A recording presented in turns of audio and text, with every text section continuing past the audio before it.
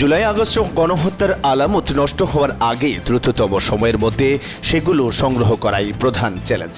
শিগগিরই সারা দেশে আলামত সংগ্রহের কাজ শুরু করবে আন্তর্জাতিক অপরাধ ট্রাইব্যুনালের প্রসিকিউশন। শেখ হাসিনা সরকার তিনি যখন ক্ষমতায় ছিলেন তার সময়ই এই চুক্তিটি স্বাক্ষরিত হয়েছে। তিনি যেহেতু বাংলাদেশের গণহত্যার প্রধান আসামি হবেন বলে আমরা মনে করছি, বা অধিকাংশ মামলায় তাকে আসামি করা হয়েছে, সুতরাং এই প্রক্রিয়া শুরুর মাধ্যমে আমরা আইনগতভাবেই তাকে বাংলাদেশে ফিরিয়ে এনে বিচারের মুখোমুখি করার জন্য চেষ্টা করব। ছাত্র আন্দোলনকে দলীয়করণের চেষ্টা না করার আহ্বান জানিয়েছেন বৈষম্য বিরোধী ছাত্র আন্দোলনের কেন্দ্রীয় সমন্বয়ক হাসনাত আবদুল্লাহ। তিনি নগরীর ঐতিহাসিক লালদিঘির মাঠে ছাত্র নাগরিকদের সঙ্গে মতবিনিময় সভায় দেওয়া বক্তব্যে এ আহ্বান জানান। একই সঙ্গে তিনি দুর্নীতিবাজদের প্রতি কঠোর হুঁশিয়ারি উচ্চারণ করেন। আমরা টেন্ডারবাজ যারা রয়েছে, দুর্নীতিবাজ যারা রয়েছে, আপনাদেরকে সতর্ক করতে চাই। আপনারা 16 বছর একটা দলের ছত্রছায়া ছিলেন, এখন যদি আবার আরেকটা দলের ছত্রছায়া এসে আপনারা দুর্নীতি করার চেষ্টা করেন, ছাত্র জনতা আপনাদেরকে দেখে নিবে।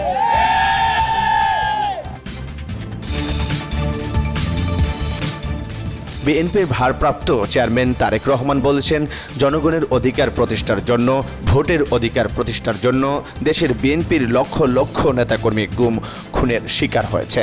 জনগণের আন্দোলনে, জনতার অভ্যুত্থানে স্বৈরাচার পতন ঠিকই হয়েছে, কিন্তু এখনও আমাদের লক্ষ্য অর্থাৎ জনগণের রাজনৈতিক অধিকার এখনও অর্জিত হয়নি। কাজেই আমাদের আন্দোলন শেষ হয়ে যায়নি। প্রিয় ভাই বোনেরা, আজ আপনাদের মাধ্যমে, আপনারা যারা এখানে উপস্থিত আছেন, আপনাদের মাধ্যমে সমগ্র বাংলাদেশের গণতন্ত্র প্রিয় প্রতিটি মানুষের কাছে আমি আহ্বান জানিয়ে বলতে চাই যে আমাদেরকে সজাগ থাকতে হবে। যে ষড়যন্ত্র দেশের ভেতরে ছিল, যে ষড়যন্ত্র দেশের বাইরে ছিল, তাদের সেই ষড়যন্ত্র এখন অব্যাহত আছে। ভারতের সাথে সম্মান ও ন্যায্যতার ভিত্তিতে সুসম্পর্ক রেখে সরকার কাজ করবে বলে জানিয়েছে প্রধান উপদেষ্টা ডক্টর মোহাম্মদ ইউনূস। প্রধান উপদেষ্টার বিশেষ সহকারী মাহফুজুল আলম এই কথা জানান। এছাড়া শিক্ষার্থীদের প্রত্যাশা সহ সরকারের নানা কার্যক্রম নিয়ে প্রধান উপদেষ্টার সাথে শিক্ষার্থীদের কাছে আলোচনা করছেন বলে জানান তিনি।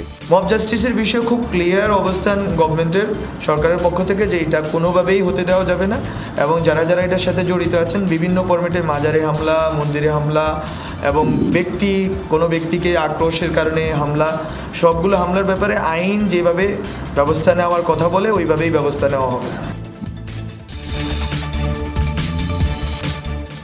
যেন ব্যর্থ ও বিপর্যস্ত না হয়, সেজন্য অন্তর্বর্তী সরকারকে দ্রুত নিজেদের রোডম্যাপ ঘোষণা করতে হবে।